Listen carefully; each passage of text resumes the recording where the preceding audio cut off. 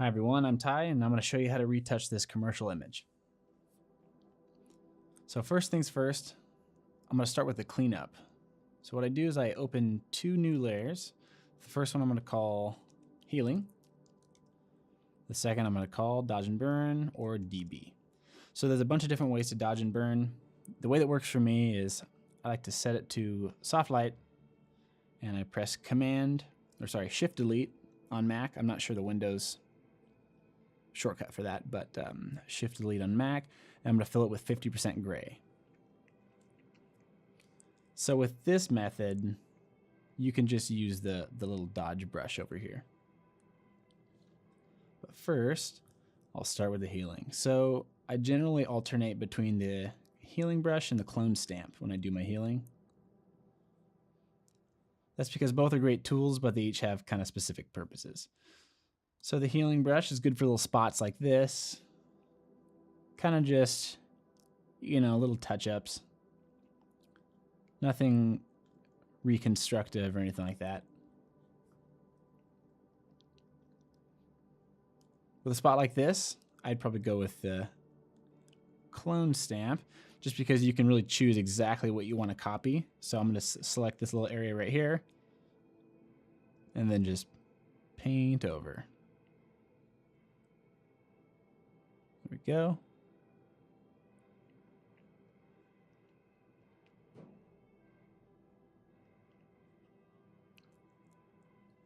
And one little trick when you're doing this is having a really low flow in your brush.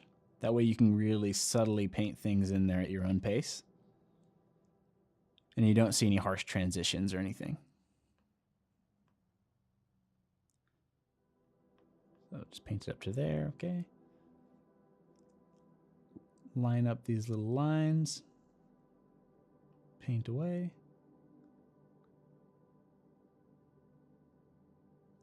Do the same thing here.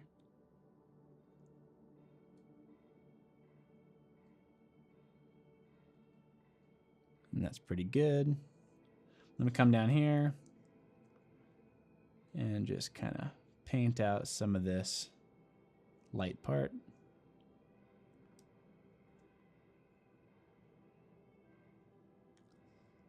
And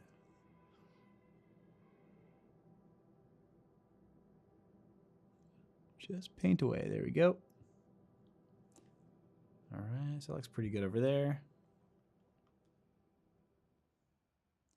The next thing I'm going to do is I'm just going to go through the image and just touch up all the little spots, anything that kind of distracts the viewer.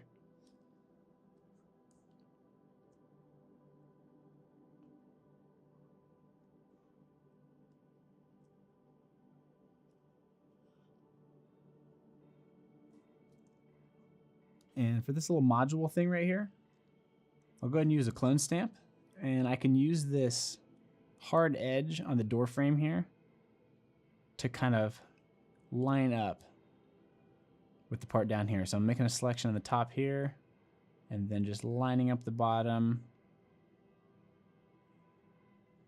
and just painting that out.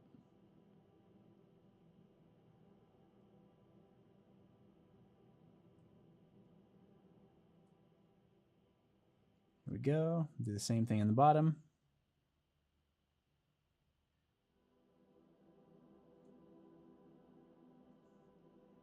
And there we are. And we're left with this kind of little blotchy part right here. So what we'll do is we'll go to the dodge and burn layer and just kind of,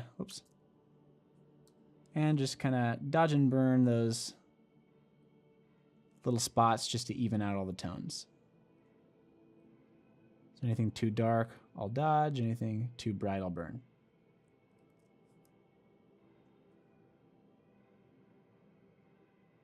That looks much better.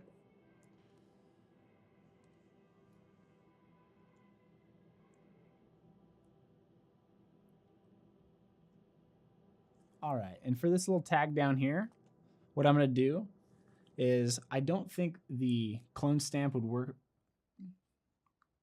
quite so well down here, just because this little curve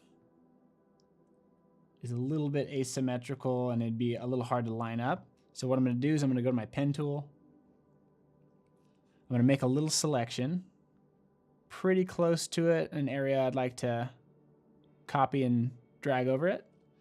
So make a selection, feather radius of like 5, nice feather on it. And so I need to select the background layer because you can't make a copy of this from a blank layer. You have to be selected on a full layer. So Command J, make a copy of the selection. I'm going to turn these off.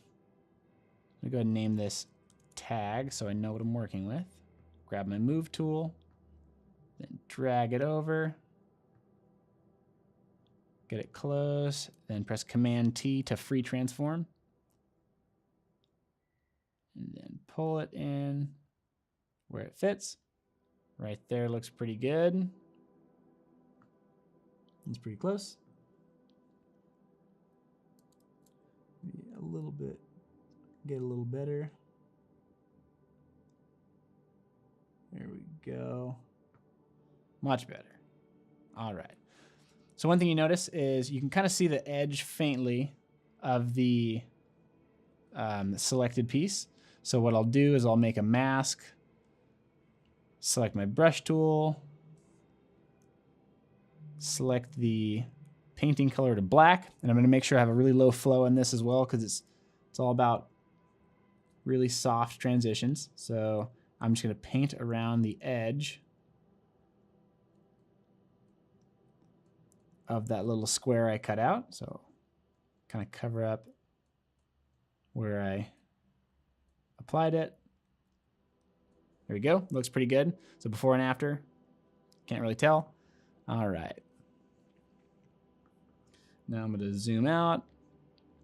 And one thing I also noticed was his midsection here looks a little bit round. Now this guy's like super thin, super lean, but just the way he's sitting, it kind of makes his midsection look a little bit distended here. So what I'm going to do is I'm going to show you a bit of an advanced trick, and I'm going to show you the Liquify tool.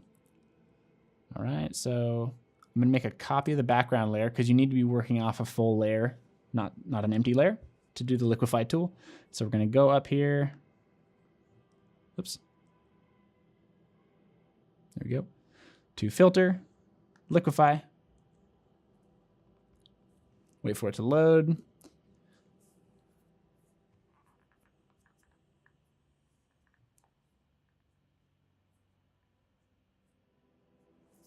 All right. Now we're going to zoom in quite a bit so we can see what we're working with. There we go. And I'm going to be using the forward warp tool. So the important thing to remember is when we're liquefying parts of a body or anything with like kind of some straight lines or some curved lines, you always want to use a big brush. That way it doesn't, you don't see any like obvious little warps. So big brush, I'm going to make little small moves. Going to be really careful to follow the line of his thigh here. I don't want to make some weird little warps in that. So I can get a little smaller as I go. There I go. That looks pretty good. Kind of fix his shorts here. There we go. All right.